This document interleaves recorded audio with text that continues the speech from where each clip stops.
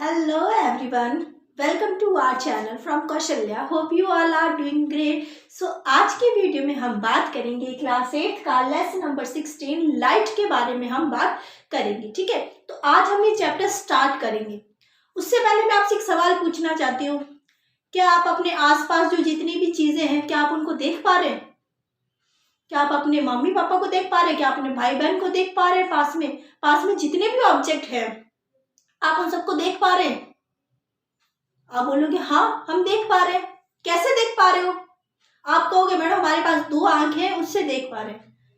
2 आंखें हैं, अच्छा चलो अच्छी बात है. 2 आंखें, उस 2 आंखों को लेके अब अपने अंधेरे कमरे में जाओ. देखो कुछ दिख रहा है क्या आपको उन 2 आंखों से? नहीं दिख रहा. तो इसका मतलब ये है कि हमें कब दिखता है? जब लाइट होती है ना तब हमें चीजें दिखती हैं, तब हमें ऑब्जेक्ट्स दिखते हैं. वो ऑब्जेक्ट्स क्यों दिखते हैं हमें? लाइट होती है जब, इसलिए दिखते हैं क्योंकि लाइट ना उन ऑब्जेक्ट्स के ऊपर गिरती है. गिरने के बाद क्या करती है? उन ऑब्जेक्ट से रिफ्लेक्ट होके हमारी तरफ आती है, तब हमें वो ऑब्जेक्ट्स दिखते हैं. ठीक है ना, वो क्या करती है? लाइट ऑब्जेक्ट्स के ऊपर गिरती है और लाइट ऑब्जेक्ट से रिफ्लेक्ट होके हमारी तरफ आती है, तब हमें वो चीजें दिखती है. अगर आप मान लो आप किसी चेयर को देख रहे हो, इसका मतलब ये है कि उसके ऊपर लाइट गिरी है. लाइट गिरने के बाद रिफ्लेक्ट होकर हमारी तरफ आई है, जिसके कारण हमारी आंखों में गिरी है, जिसके कारण हमें वो चीज या वो चेयर दिख रही है. ठीक है, बात समझ आ गई? इसी के कारण हम ऑब्जेक्ट्स या जितनी भी जो चीजें उन सबको क्या करते हैं? देख पाते हैं. तो इस चीज को समझाने के लिए कि वास्तविकता में जो लाइट होती है वो रिफ्लेक्ट होती है क्या, इस चीज को समझाने के लिए एक लॉ है, लॉ ऑफ रिफ्लेक्शन. ठीक है, लॉ ऑफ रिफ्लेक्शन, इसके बारे में अभी हम बात करेंगे.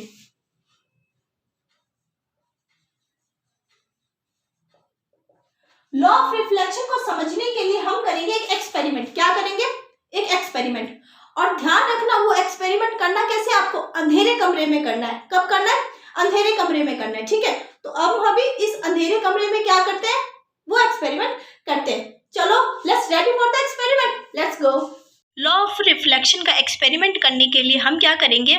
कोई भी जो आपके पास जो कॉपी के पीछे का जो कवर होता है जो यूजफुल नहीं है, ठीक है ना, वो ले सकते हैं, या फिर कोई जो ना ब्लैक पेपर है वो ले सकते हैं. ठीक है, उसके बीच में क्या करना है? कुछ ऐसा क्या करना है? एक पतला सा लंबाई में क्या करना है? एक होल बनाना है. ठीक है ना, इतना पतला सा लंबाई में होल बनाना है. ठीक है, और एक लेनी है हमें टॉर्च. ठीक है, एक टॉर्च लेनी है और एक ऐसा हमें बनाना है जिसमें क्या हो? पतला सा होल हो. मैंने आपको बता दिया, मतलब आसपास से लाइट नहीं जानी चाहिए. ठीक है ना, ऐसा मटेरियल लेना. ठीक है, और उसमें ऐसा छेद बनाना. ठीक है, होल बनाना. अब एक लेंगे हम मिरर. ठीक है, क्या लेंगे हम? मिरर. अब ये 3 ऑपरेटर्स लेके इसको हम एक्सपेरिमेंट को करेंगे. ठीक है, सो स्टार्ट करते हैं इस एक्सपेरिमेंट को अभी. अब आप इस एक्सपेरिमेंट को होते हुए भी देख सकते हैं. इसमें आप देख रहे हैं कि जब जो लाइट आपने कार्डबोर्ड लिया था उसमें जो आपने पतला सा होल किया था उसमें से हम लाइट क्या कर रहे हैं? पास कर रहे हैं. उसमें से हम लाइट पास कर रहे हैं, तो वो क्या हमारे प्लेन माने जो मिरर है, मिरर से क्या हो रही है? रिफ्लेक्ट होके अनदर डायरेक्शन में जा रही है. ये देखो, ये मैं आपको बार बार मूवमेंट कर रही हूँ उस लाइट को, जिससे क्या हो रही है? वो अनदर डायरेक्शन में जाती हुई भी हमें क्या कर रही है? दिख रही है. ये देखो, ठीक है, अनदर डायरेक्शन में क्या हो रही है? जा रही है. जो लाइट हम जो भेज रहे हैं लाइट मिरर के ऊपर, उसको बोलते हैं, क्या बोलते हैं? इंसिडेंट वे. क्या बोल रहे हैं इसको? इंसिडेंट वे बोलते हैं. ठीक है ना, इंसिडेंट रे बोलते हैं. ठीक है, जो ये गहरी लाइन आपको दिख रही है ना, इसको बोलते हैं इंसिडेंट रे. ठीक है, वहीं पे जो ये हल्की सी लाइन जो मिरर से रिफ्लेक्ट होती हुई हमें दिख रही है उसको बोलते हैं हम रिफ्लेक्टेड रे. क्या बोलते हैं हम? Reflected ray. ठीक है, जो हम पास करते हैं लाइट उसको बोलते हैं इंसिडेंट रे. ठीक है, जो लाइट मतलब किसी भी प्लेन से टकराती है, ठीक है ना, उसको क्या बोलते हैं? Incident ray. और जो टकराने के बाद जो रिफ्लेक्ट होती है उसको बोलते हैं रिफ्लेक्टेड रे. ठीक है, तो यही हो गया हमारा लॉ ऑफ रिफ्लेक्शन. आप इसको क्लियरली यहाँ पे होता हुआ देख सकते हैं. ठीक है, और ये जो होता है ना मिरर, इसको हम बोलते हैं प्लेन. बात समझ आ गई? बाकी का पढ़ते हैं हम बोर्ड पे. अभी हमने एक्सपेरिमेंट किया था, सबको अच्छा लगा होगा और सबको समझ में भी आया होगा. एक्सपेरिमेंट करने का मोटो यही होता है कि आप लोगों को अच्छे से समझ में आए. ठीक है, बुक्स में तो बहुत सारी चीजें होती है दी हुई, बट हम जब एक्सपेरिमेंट करते हैं ना हमें चीजें वो बहुत ही अच्छे से और क्लियरली समझ आती है. ठीक है, तो अब हम उसी एक्सपेरिमेंट को बोर्ड के ऊपर थोड़ा सा और समझते हैं, ठीक है। हम यहाँ पे देखते हैं कि जो हमने प्लेन लिया था, ठीक है, वो कैसा होना चाहिए, प्लेन होना चाहिए, ऑलवेज स्मूथ सरफेस होनी चाहिए, ठीक है। जो प्लेन लेते हैं उसकी सरफेस कैसी होनी चाहिए, स्मूथ होनी चाहिए, इरेगुलर नहीं होनी चाहिए, ठीक है ना। इरेगुलर होगी ना तो वो रिफ्लेक्ट नहीं कर पाएगी जैसा हम चाहते, वो रिफ्लेक्टेड वे हमें वहां पे नहीं दिख पाएगी, ठीक है। रिफ्लेक्ट तो होगा बट हमें वो रिफ्लेक्टेड वे विजिबल होने के लिए सरफेस कैसा होना चाहिए, स्मूथ सरफेस होना चाहिए। बात समझ आ गई, ठीक है। अब हम बात करते हैं कि जो हमने लाइट रे है, जो हमने टॉर्च से हमने जो लाइट रे दिया था, जो कार्डबोर्ड में जो पतली सी जो हमने होल बनाया था, उससे जो हमने टॉर्च से जो लाइट रे दिया था, उस लाइट रे को हम क्या बोलेंगे, इंसिडेंट रे बोलेंगे। क्या बोलेंगे, इंसिडेंट रे बोलेंगे, ठीक है। हिंदी में बोलेंगे अपवर्ती किरण, ठीक है ना, अपवर्तित किरण, ठीक है ना। अब होता क्या है कि एक कोई पॉइंट आता है जिसपे ये इंसिडेंट रे होता है, वो क्या होता है, रिफ्लेक्ट होके अनदर डायरेक्शन में चला जाता है। रिफ्लेक्ट होके कहाँ पे चला जाता है, अनदर डायरेक्शन में ये जो रे होता है वो चला जाता है, ठीक है ना। जब जो इंसिडेंट रे है किसी पॉइंट पे आके अनदर डायरेक्शन में रिफ्लेक्ट होके चला जाता है, तो ऐसी जो रे होती है ना, जो रिफ्लेक्ट हो जाती है, उसको क्या बोलेंगे, रिफ्लेक्टेड रे, ठीक है ना। जब रे क्या हो जाती है, रिफ्लेक्ट हो जाती है, उसको रिफ्लेक्टेड रे बोलेंगे। जब हम इसको सरफेस जब हम लाइट से सरफेस के ऊपर रे को डालते हैं तो उसको इंसिडेंट रे, और सरफेस से जब रे रिफ्लेक्ट हो जाती है उसको रिफ्लेक्टेड रे। बात समझ आ गई।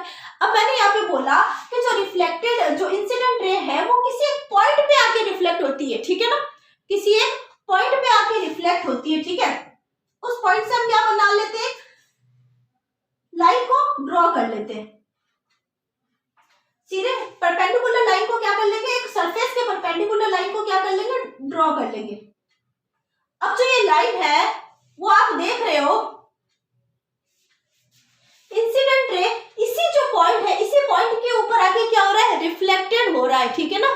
क्या हो रहा है, रिफ्लेक्टेड हो रहा है, ठीक है ना। तो ये हो जाएगा हमारा नॉर्मल हो जाएगा भाई। इसी से ना, ये जो नॉर्मल जो पॉइंट है, इसी पॉइंट से इंसिडेंट रे क्या हो रहा है, रिफ्लेक्टेड हो रहा है, ठीक है। अब यहाँ पे देखो चीजें आपको समझ आ रही होगी। देखो जो इंसिडेंट रे है और जो ये नॉर्मल टू द सरफेस है, जो नॉर्मल टू द सरफेस है और जो रिफ्लेक्टेड रे है, तीनों क्या है, एक ही प्लेन पे। क्या है, तीनों एक ही प्लेन के ऊपर है। क्या है, तीनों एक ही प्लेन के ऊपर है, ठीक है ना। और ये जो नॉर्मल टू द सरफेस बना है, ये क्या इमेजिनरी लाइन है, इमेजिनरी लाइन है, ठीक है ना। बात समझ आ गई। इमेजिनरी लाइन है कहाँ से बनाई हमने, जहां से वो क्या हो रही है, रिफ्लेक्ट होती है, ठीक है ना। वहां से हमने उस पॉइंट से हमने इस लाइन को ड्रॉ किया है, ठीक है। तो ये क्या होगी, इमेजिनरी लाइन होगी, नॉर्मल टू द सरफेस, ठीक है ना। यहाँ पे आप चीजें नोट करो। देखो इंसिडेंस रे हो गया, नॉर्मल टू द सरफेस हो गया और रिफ्लेक्टेड रे हो गया। तीनों क्या है, एक ही प्लेन में, सेम प्लेन में है कि नहीं है ना, सेम प्लेन में। हमने एक्सपेरिमेंट में भी देखा था, तीनों क्या है, सेम प्लेन में। अब यहाँ पे एक्सपेरिमेंट में जो आपने देखा था ना, जो गहरी जो डार्क लाइन जो आपको इस तरफ से दिख रही थी, वो क्या थी, इंसिडेंस रे थी, ठीक है। और जो हल्की लाइन थी ना, जो हल्की जो लाइन हमें दिख रही थी लाइट से, वो क्या थी, रिफ्लेक्टेड रे। बात समझ आ गई, ठीक है। तो आप कंफ्यूज मत होना वहां पे कि मैडम कौन सी रिफ्लेक्टेड है और कौन सी इंसिडेंस है, ठीक है ना। जो गहरी लाइन दिख रही थी वो इंसिडेंस थी और जो हल्की लाइन दिख रही थी वो क्या थी, रिफ्लेक्टेड रे थी, ठीक है। और जो आप देख रहे थे कि मैडम जो मिरर है उसके पीछे भी हमें जो है ना दो लाइंस दिख रही थी, वो बेटा इमेजेस थी उस लाइन की। जो आगे दिख रही थी ना, उसकी लाइन की इमेजेस क्या दिख रही थी हमें, पीछे दिख रही थी, क्योंकि हमने मिरर लिया था, ठीक है। मिरर में ऑलवेज हमें इमेज दिखती है, जैसे हम अब मिरर के सामने खड़े होते हैं, हमें भी तो अपनी इमेज दिखती है। बात समझ आ गई, ठीक है। अब देखो नॉर्मल टू द सरफेस हो गया और जो इंसिडेंट रे हो गया, इसके बीच में जो एंगल होता है ना, उसको बोलते हैं इंसिडेंस एंगल बोलते हैं, ठीक है। क्या बोलते हैं, इंसिडेंस एंगल बोलते हैं,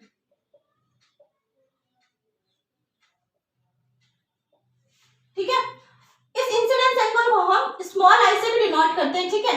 वहीं पर जो नॉर्मल टू द सरफेस है और जो रिफ्लेक्टेड है, इसके बीच में जो एंगल होता है ना, उसको बोलते हैं रिफ्लेक्शन। क्या बोलते हैं हम, रिफ्लेक्शन एंगल। क्या बोलते हैं हम, रिफ्लेक्शन एंगल बोलते हैं। और इसको हम स्मॉल आर से क्या करते हैं, डिनोट करते हैं। सॉरी फॉर द डिस्टर्बेंस, मार करके गया था, ठीक है। तो इसको हम क्या बोलते हैं, रिफ्लेक्शन एंगल, स्मॉल आर से क्या करते हैं, इसको डिनोट करते हैं। अब मैंने क्या किया था, आपको जब एक्सपेरिमेंट दिखाया तो मैंने क्या किया था, लाइन को मूव किया था। जो इंसिडेंस रे थी उसको मैंने मूव किया था, तो क्या हुई थी, रिफ्लेक्टेड रे भी क्या हुई थी, मूव हुई थी, ठीक है ना। तो इससे मेरे को एक चीज समझ आ रही थी कि इन दोनों के बीच में कोई ना कोई एक ऐसा एंगल है जो बराबर है, ठीक है ना। मतलब इतने एंगल पे ये होगा तो फिर इतने एंगल पे ये होगा, ठीक है। तो इससे हमें यहाँ पे चीज समझ आ रही है कि जो इंसिडेंस एंगल है, जो रिफ्लेक्शन एंगल की क्या होता है, हमेशा बराबर होता है। इंसिडेंस एंगल और रिफ्लेक्शन एंगल आपस में क्या होते हैं, बराबर होते हैं, ठीक है। लिख देती हूँ यहाँ पे angle i is equal to angle r. Always क्या होता है, इंसिडेंस जो एंगल होता है वो रिफ्लेक्शन एंगल के क्या होता है, हमेशा बराबर होता है, ठीक है ना।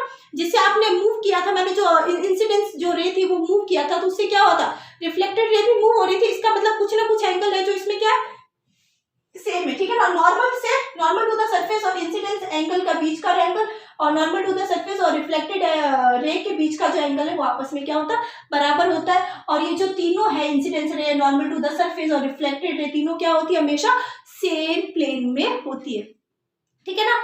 बात समझ आ गई। और तीसरा मैंने आपको बताया कि जो हम प्लेन लेते हैं वो कैसा होना चाहिए, स्मूथ प्लेन होना चाहिए। बात समझ आ गई, कैसा होना चाहिए, स्मूथ प्लेन होना चाहिए, ठीक है ना। तो तभी ये क्या करता है, लॉ ऑफ रिफ्लेक्शन हमें वहां पर दिखता है, ठीक है ना। लॉ ऑफ रिफ्लेक्शन क्या होता है, हमें वहां पे दिखता है, ठीक है। और रिफ्लेक्शन शो होने के लिए हमें स्मूथ प्लेन लेना चाहिए, ठीक है ना। लॉ ऑफ रिफ्लेक्शन के लिए हमें तीन चीजें आपस से रिपीट कर, तीन चीजें चाहिए। एक तो चाहिए हमें क्या, स्मूथ सरफेस चाहिए, ठीक है। और जो तीनों जो रेज है, जो तीनों है वो क्या होना चाहिए, सेम प्लेन में होना चाहिए। और तीसरा क्या है, जो इंसिडेंस रे है और जो रिफ्लेक्शन जो एंगल है वो आपस में क्या होने चाहिए, बराबर होने चाहिए, ठीक है ना। तो यही क्या होता है, लॉ ऑफ रिफ्लेक्शन होता है।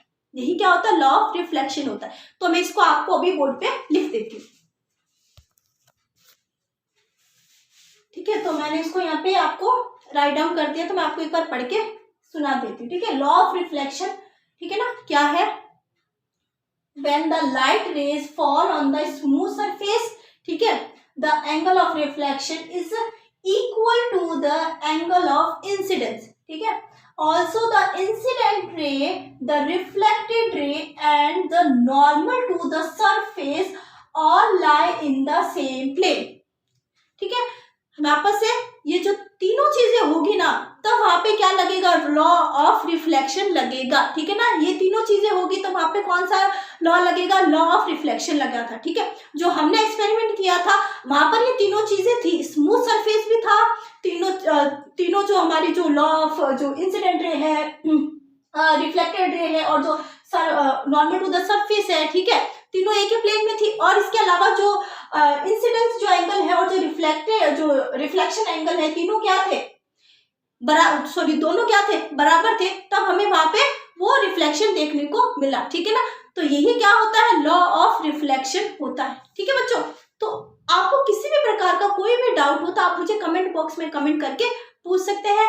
Thank you so much. Video को लाइक करें, चैनल को सब्सक्राइब करें।